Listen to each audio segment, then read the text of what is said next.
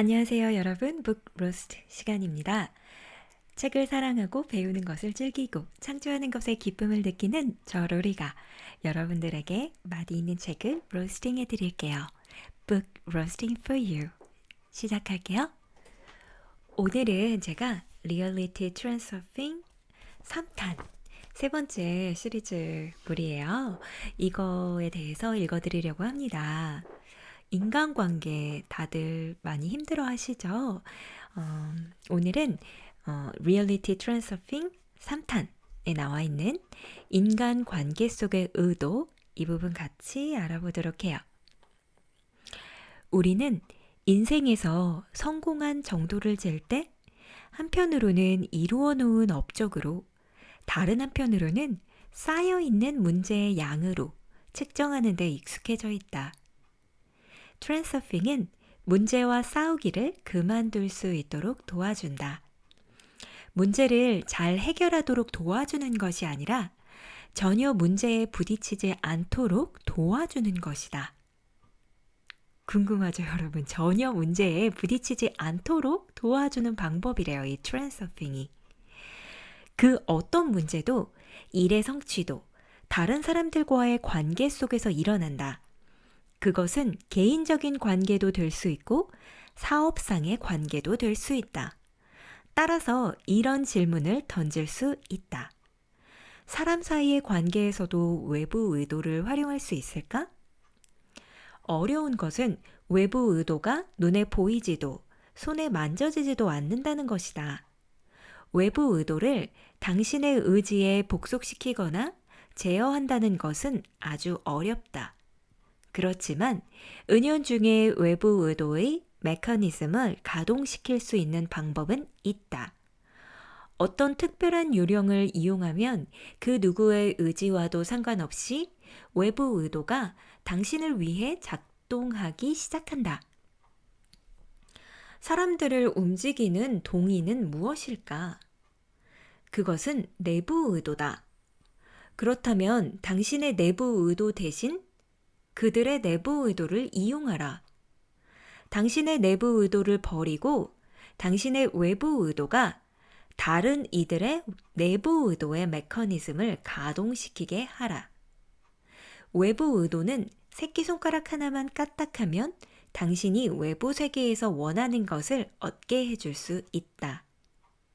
외부 의도는 스스로는 아무것도 욕망하거나 행하지 않는다. 대신 외부 의도는 세상을 향해 맞추어진 내부 의도가 잘 작용하도록 도와준다. 당신의 목표를 달성하기 위해서 다른 이들의 내부 의도를 활용하라. 이 말이 이기적으로 들리겠지만 이것은 사람들을 이용하자는 것이 아니다. 당신은 그들이 하고자 하는 일을 방해하지 않는다. 모든 문제는 사람들의 내부 의도가 서로 갈등을 일으킴으로써 발생한다.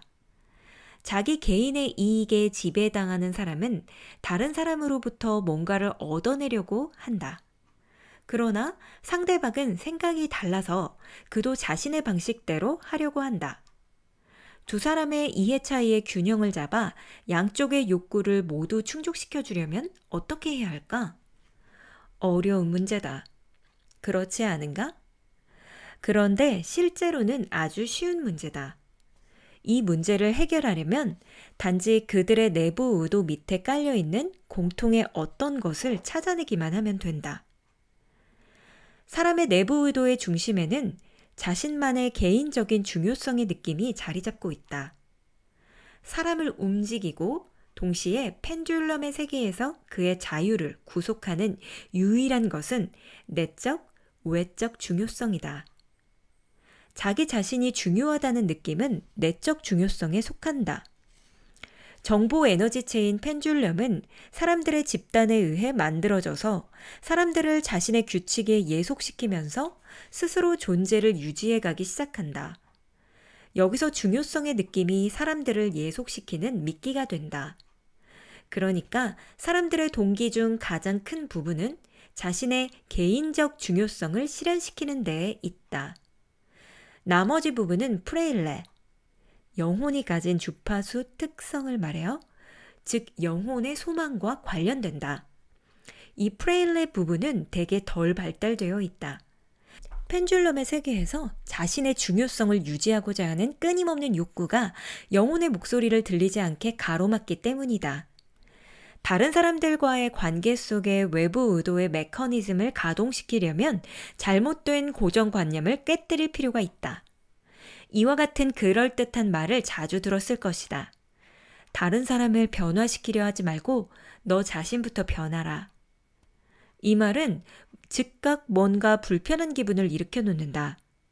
그래, 난 완벽하지 않아. 그러니까 난 변해야 해. 하지만 난 사실 변하고 싶지가 않아. 변하고 싶지 않은 것이 당연하다.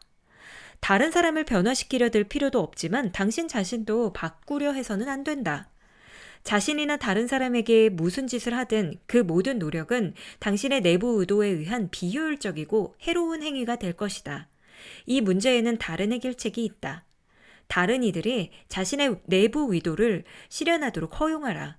그러면 외부 의도가 작용하기 시작해서 당신의 내부 의도는 저절로 실현될 것이다. 일례로 남자친구가 자기와 결혼해주기를 원하는 여성이 있는데 그 남자는 무슨 이유인지 자꾸만 핑계를 대면서 빠져나가려고 하는 경우를 들어보자. 이 여자는 내부 의도를 동원하여 남자친구를 자기와 결혼하게 만들 궁리에만 모든 생각을 쏟고 있다. 그러나 아무리 해도 성과는 나타나지 않는다. 오히려 결혼에 부여한 중요성과 자신의 소망 때문에 잉여 포텐셜만 만들어내게 된다. 결국 균형력은 남자친구를 빼앗아가 버릴 것이다. 그는 그녀를 사랑하지 않았던 게 아닐까? 당연히 사랑하지 않았을 것이다. 그녀는 자신의 사랑을 의존적인 관계로 변질시켜버렸던 것이다. 나를 사랑한다면 나와 결혼해야 해. 외부 의도가 작용하게 하려면 이 여성은 그와 결혼하려는 욕망을 버려야 한다. 그리고 이렇게 물어봐야 한다. 남자들은 무엇을 위해서 결혼할까? 이 질문에 답을 찾는 것은 어렵지 않을 것이다. 그는 두말할 필요도 없이 자신만의 중요성을 실현시키고 싶을 것이다. 나는 사랑받고 있다. 나는 가치 있는 사람이다. 누군가가 나를 존경하고 있다. 등등. 그의 중요성을 실현시켜주는 대로 에너지를 돌린다면 그녀는 자신의 목표를 성취할 뿐만 아니라 이와 유사한 자신의 중요성도 실현되게 할 수 있을 것이다. 그런데 만일 그가 누군가의 사랑과 존경을 받을 만한 사람이 아니라면 어떻게 해야 할까? 그렇다면 도대체 그에게 매달려 있을 이유가 어디 있겠는가? 우리는 누구나 선택의 자유를 가지고 있는데 말이다. 아시다시피 당신 자신을 변화시킬 필요가 없다. 유리에 머리를 부딪히고 있는 파리가 밖으로 빠져나갈 수 있는 구멍은 전혀 다른 곳에 열려 있다는 말이다. 사람들은 대개 자신이 다른 이들로부터 얻어낼 것에 대해 생각하느라 정신이 팔려 있다. 다른 이들이 도대체 무엇을 원하는지는 알려들지 않는다. 상대방의 소망과 동기에 주의를 돌리다 보면 자신에게 필요한 것은 쉽게 얻어진다. 당신은 이렇게 물어보기만 하면 된다. 우리 애인의 내부 의도는 무엇을 원하고 있을까? 이것은 닫힌 유리창에서 벗어나서 마침내 바로 곁에 열린 창을 발견한다는 뜻이다. 그렇게 하고 나면 애인의 내부 의도를 실현시키는 쪽으로 당신의 내부 의도를 조정하는 일만 남는다. 그렇게 함으로써 당신의 내부 의도는 외부 의도로 바뀌는 것이다. 내부 의도는 다른 사람의 주의를 자기에게로 끌어당기고 자신의 가장 좋은 점을 보여주려는 쪽으로 방향 맞춰지는 것이 대부분이다. 당신이 뜻대로 잘 풀리지 않는 어떤 일 때문에 걱정에 쌓여있다고 가정해보자. 당신은 어떤 파티에 간다. 모여있던 모든 초대객들의 눈이 즉시 당신에게 쏠려서는 당신이 거기 있는 동안 내내 떨어지지 않을 것이다. 사실 거기 있는 사람들은 오로지 당신의 옷매무새와 걸음걸이와 당신이 하는 말을 놓고 씹기 위해서 모인 것이다. 그들의 웃음소리가 들린다면 그것은 바로 당신을 비웃고 있는 것이다. 얼마나 많은 사람들이 당신을 경멸의 눈빛으로 흘겨볼지를 상상해보라. 당신에게 동정심을 보낸다. 물론 당신은 이 모두를 뒤집어 놓고 봐야 한다는 것을 눈치챘으리라. 사람들은 무엇보다도 자기 생각에 바쁘다. 그리고 다른 사람들이 자기에 대해 어떻게 생각할지를 걱정하느라 바쁘다. 다른 사람들에 대한 생각은 맨 나중에 떠오르는 법이다. 그러니 걱정을 모두 내려놓고 마음 편안하게 쉬어도 된다. 자연스럽게 행동하려고 애쓰지 말고 그냥 단순히 편안하고 자연스럽게 행동하도록 자신을 놓아주라. 자연스럽게 행동하기를 목표로 삼아봤자 아무런 소득도 없다는 점을 명심해야 한다. 물론 슬라이드를 사용하면 얼마간의 결과를 얻을 수 있을 것이다. 그러나 그것은 시간이 걸리는 일인데 파티는 오늘 열린다. 중요성을 제거하기만 하면 자연스럽게 행동할 수 있다. 그러나 중요성을 내려놓는 것도 그다지 쉬운 일이 아니다. 당신은 자신을 최대한 잘 보이고 싶은 욕망을 쉽사리 거부하지 못할 것이다. 이런 상황에서 빠져나오는 아주 쉬운 방법이 있다. 누군가가 당신과 사귀고 있다면 그는 무엇보다도 당신이 그에게 보내는 주의에 관심을 갖는다. 사람들이란 모두 자기 자신에게만 관심을 가지고 있다는 사실은 확신해도 좋다. 당신도 그들에게 관심을 주라. 당신의 주의를 자신에게서 타인에게로 돌리라. 당신이 지켜보는 자를 깨워서 자신의 중요성을 끌어올리는 게임을 멈추라. 대신 상대방의 중요성을 끌어올려주는 게임을 하라. 상대방에게 관심을 가지고 그들의 말에 귀 기울이면서 그들을 지켜보라. 자신에게 비위를 맞출 필요가 없다. 그저 흐름과 함께 가라. 다른 이들에게로 주의를 돌리면 그 즉시 자신의 개인적인 중요성이 만들어낸 잉여 포텐셜은 저절로 사라져버릴 것이다. 그때서야 비로소 당신은 자연스럽게 행동할 수 있다. 자신에게로 주의를 끌어오고 싶다면 주위의 다른 사람들에게 관심을 보여주기만 하면 된다. 당신의 관심사를 그들에게 말해서는 안 된다. 그들에 대해서 그리고 그들의 관심사에 대해 이야기하라. 그럴 때 당신의 내부 의도는 외부 의도로 바뀔 것이다. 당신 주위의 사람들은 그와 같은 말상대에게 곧 흥미를 보일 것이다. 그들은 당신의 외부 의도에서 벗어날 수가 없을 것이다. 이것은 언제나 신비롭게 짝이 없게 잘 먹혀든다. 다른 사람들로 하여금 자신에게 흥미를 갖게끔 만들려고 애쓰는 것은 소용없는 일이다. 그것은 내부 의도다. 다른 이들에게 흥미를 갖는 것, 그것이 바로 외부 의도인 것이다. 내부 의도를 버리고 다른 이들에게 주의를 돌리라. 그러면 당신은 바라는 결과를 그들로부터 힘들이지 않고 얻게 될 것이다. 외부 의도가 당신을 위해 그 일을 대신해준다. 어떻게 다른 이들에게 관심을 기울이는 것이 오히려 그들의 주의가 나에게 끌려오게 하는 것일까? 내가 타인에게 관심을 가지기 시작한다고 치자.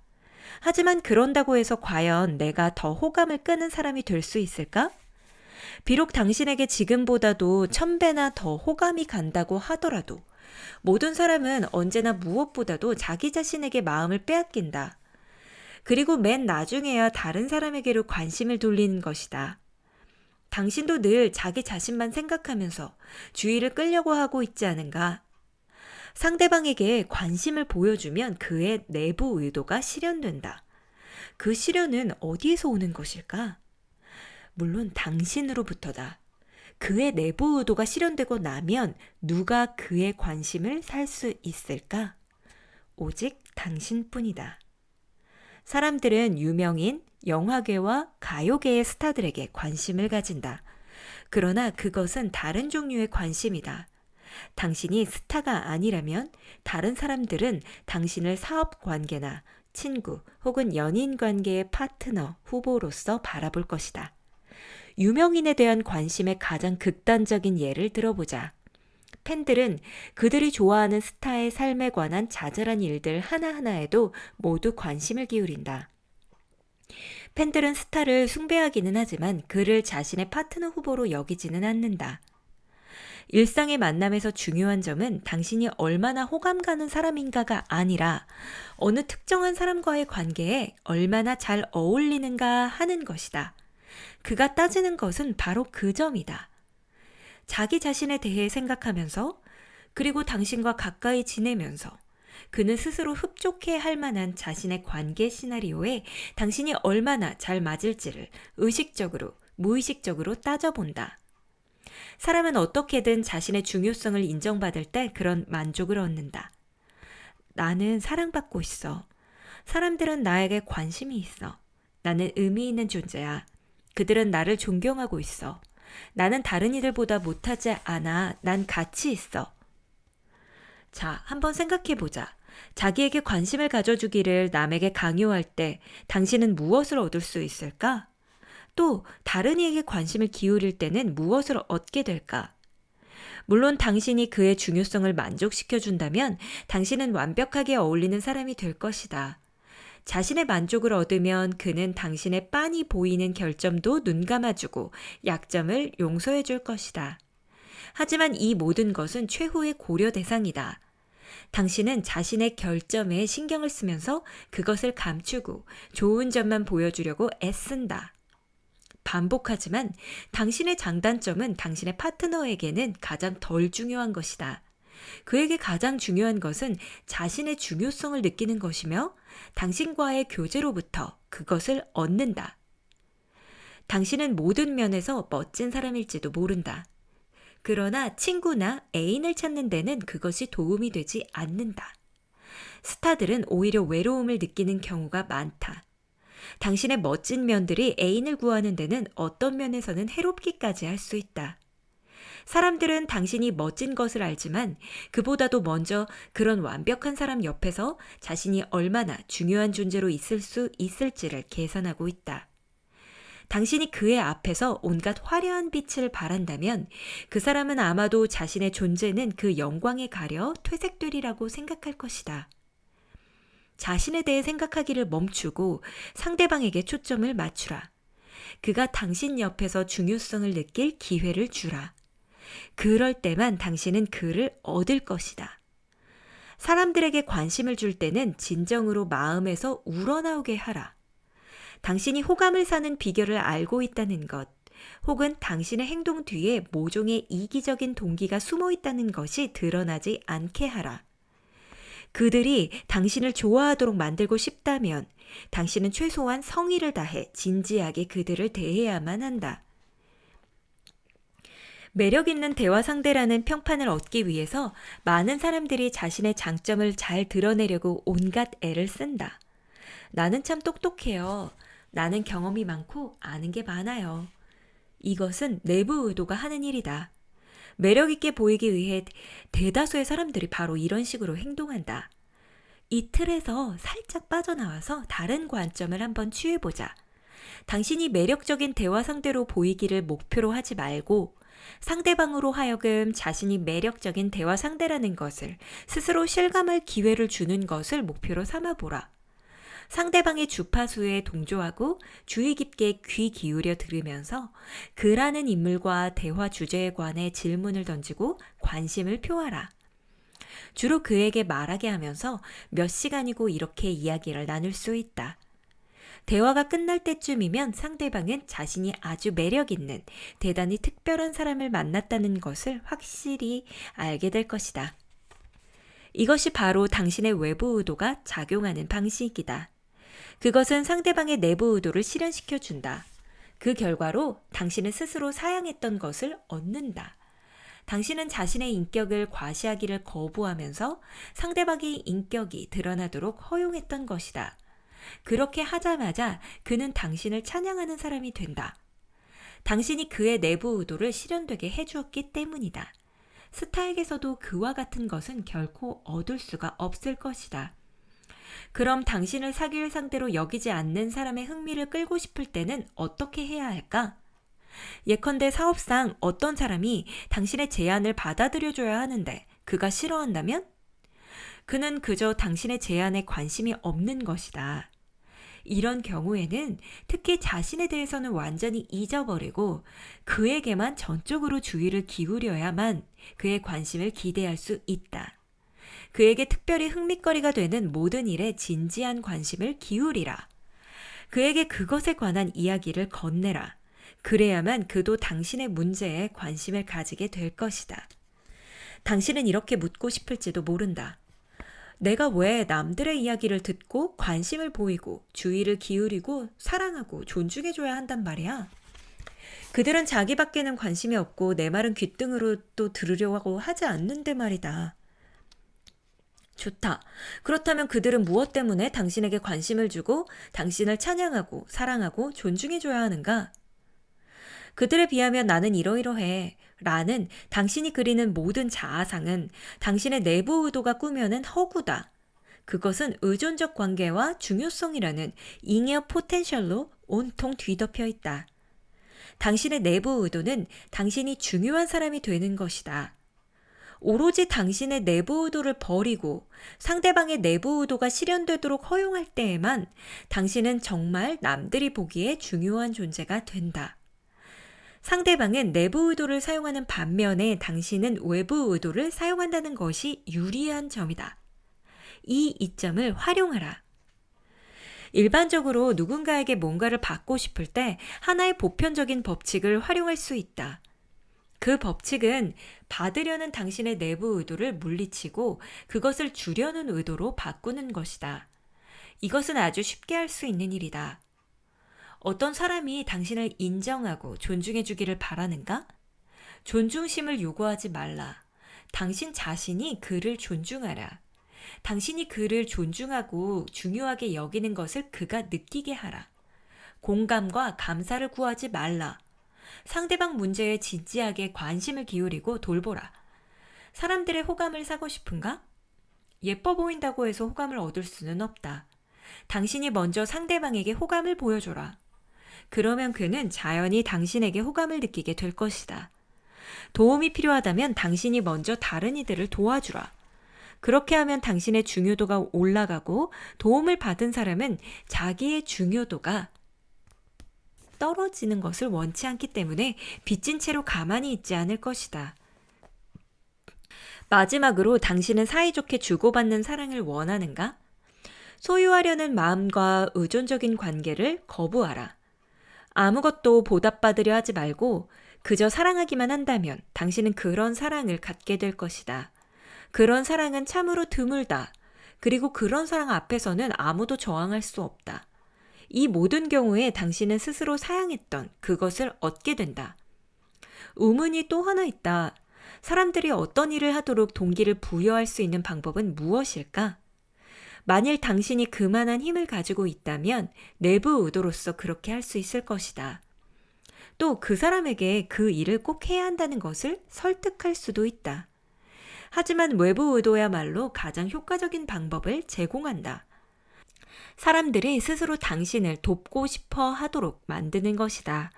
그러기 위해서는 반드시 그 일을 그 사람의 열망과 목표에 일치하도록 맞추어야 한다. 스스로 물어보라. 어떻게 하면 내가 원하는 일을 상대방이 필요로 하는 것과 연관시킬 수 있을까? 연결시킬 수 있을까? 먼저 그 사람에게 필요한 것을 알아내라. 그는 무엇을 얻고자 애쓰고 있으며 무엇이 모자라는가? 돈, 권력, 타인의 존경, 일의 성공에서 오는 만족감, 자녀, 권위, 지위, 명성 등등. 이 모두가 개인적 중요성이라는 주제의 다양한 변형에 지나지 않는다. 하루해가 저물어갈 때 세상에서 자신이 무의미하게 느껴지면 사람은 누구나 기분이 우울해진다. 자신이 아무것도 아니라고 느껴질 때, 세상에 자기와 관련된 일이 거의 없다고 생각될 때, 우리는 자기의 개인적인 중요성을 높여보려고 애쓴다. 사람들은 어떤 결과를 성취하고 나면 다시 새로운 과제를 설정한다. 그러면 개인의 중요성이 더 높아진다. 사람은 이런 식으로 자신의 내적 중요성을 추구하면서 평생을 보내게 된다. 거기에 잘못된 것은 아무것도 없다. 중요성을 추구하는 사람들의 열망을 비난할 수는 없다. 사람들은 각자 자기만의 방식으로 노력하여 중요성을 성취한다. 그와 반대로 사람이 발전하기를 멈추고 아무것도 하고 싶어 하지 않는다면 그것은 벌써 좋지 않은 상황이다. 그러나 그런 일은 잘 일어나지 않는다. 누구나 보통은 뭔가를 위해 애쓰기 마련이다. 세상에서 자기가 처한 환경에 대해 마음에 들지 않는 것이 아주 사소한 것뿐이라 하더라도 언제나 뭔가 추구해야 할 것이 있기 마련이다. 그러니 이제 그 과제를 이루는 것이 어떻게 그의 개인적인 중요성을 높여줄지를 알아보라. 그런 다음 그의 중요성을 높여준다는 측면에서 그 과제를 그에게 제시하라. 그가 자신의 중요성을 높일 수 있도록 해주라. 그러면 그는 스스로 그 일을 원하게 될 것이다. 그가 그 과제를 끝내면 그의 성취를 넉넉히 인정해주라. 이 원리를 따르면 사람들에게 흥미를 가지고 일할 수 있도록 동기를 부여할 수 있다. 내부 의도를 쓸 때는 그들이 그 일을 하도록 설득하려고 용을 써야 하지만 외부 의도를 쓰면 당신은 단지 다음과 같은 소망을 표현하고 있는 것이다. 모든 일이 나를 위해 절로 잘 풀려나가기를.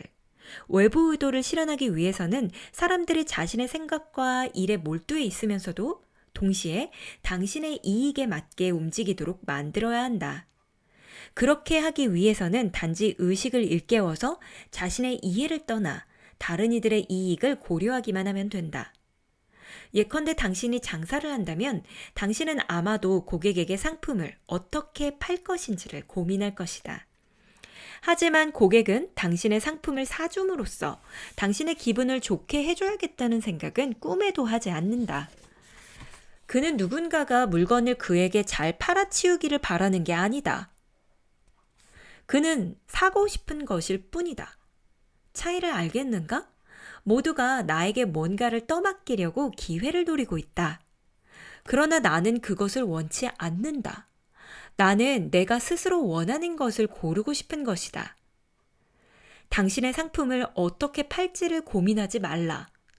고객이 무엇을 갖고 싶어 하는지를 생각하라. 팔려고 애쓰는 것은 내부 의도다. 외부 의도는 완전히 다른 방향, 고객이 원하는 것을 찾아내는 쪽에 맞춰져 있다.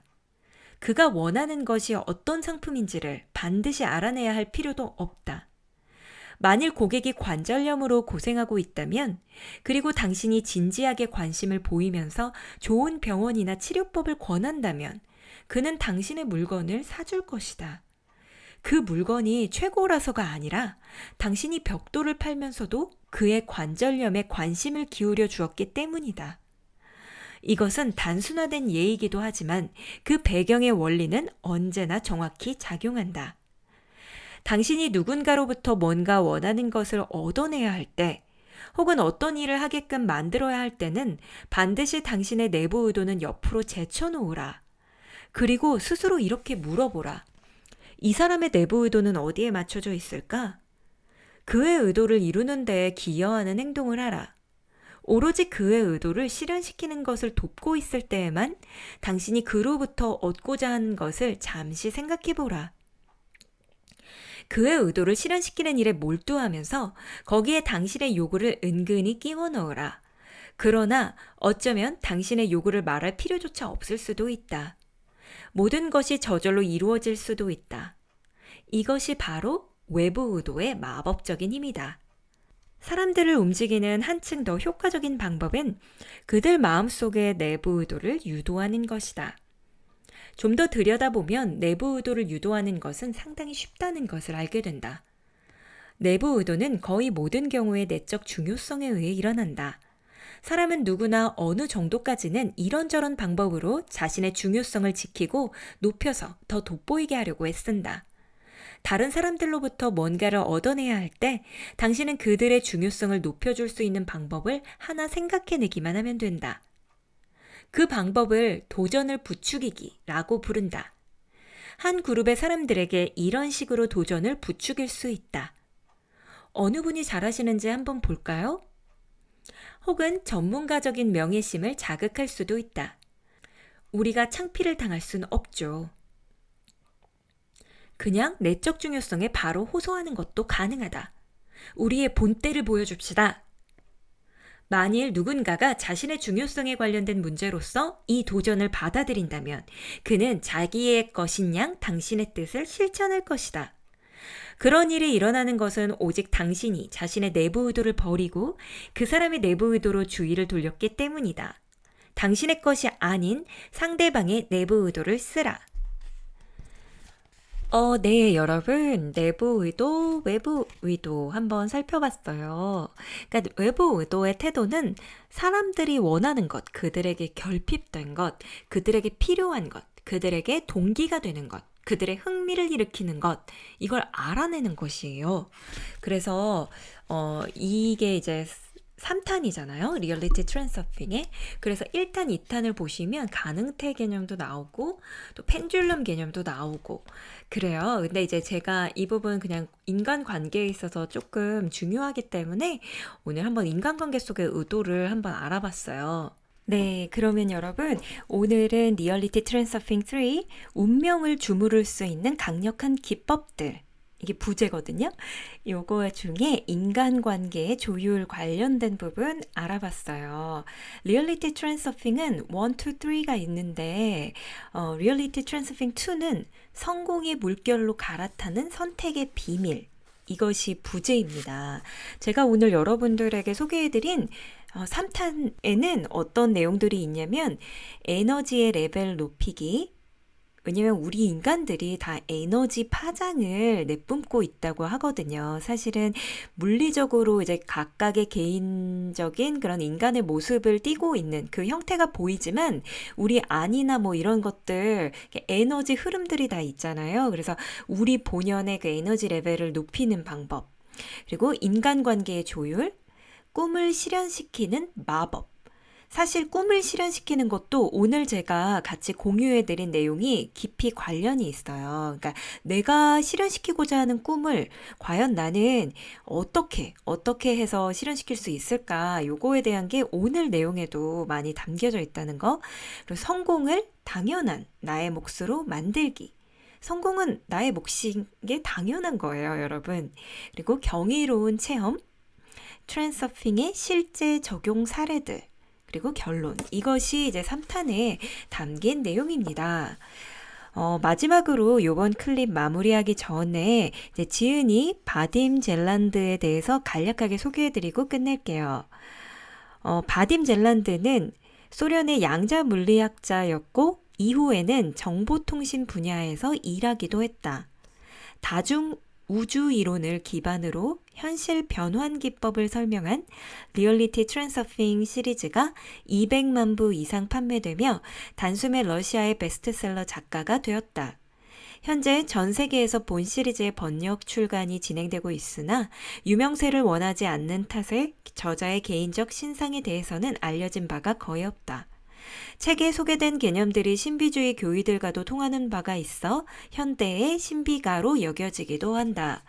라고 나와 있죠. 그래서 부제도 러시아 물리학자의 시크릿 노트 뭐 이런 부제도 붙이기도 합니다.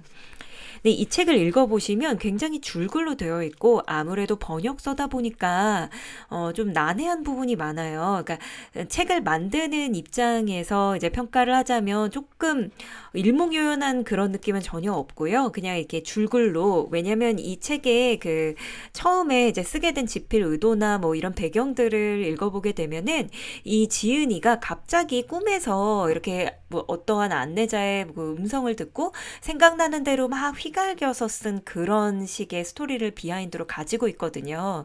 그렇다 보니까 책도 약간 줄글로 생각들을 막 이렇게 집필해 나간 그런 시기예요.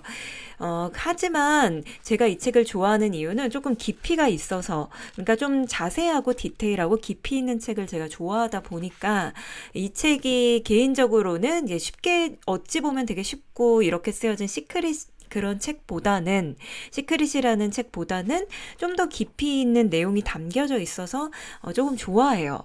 원래 저는 좀 약간, 그러니까 물론 때에 따라 다르긴 한데 조금 더 어렵게 느껴지는 책을 좋아하긴 하는 것 같아요. 그러니까 좀 더 깊이 있고 막 내용이 많이 좀 이렇게 자세한 이런 거를 좀 좋아하다 보니까 약간 제 취향에 맞아 떨어졌던 책이라고 할 수 있겠습니다. 그러면 여러분도 다음 기회에 한 번 더 그 리얼리티 트랜스핑 1에서 알아야 하는 그 주요 개념들이 있거든요. 이거를 또 한번 제가 여러분들과 함께 나눌 수 있는 북 로스팅 시간을 가져보도록 할게요. 그럼 오늘도 행복하고 멋지고 즐거운 하루 보내세요. 감사합니다.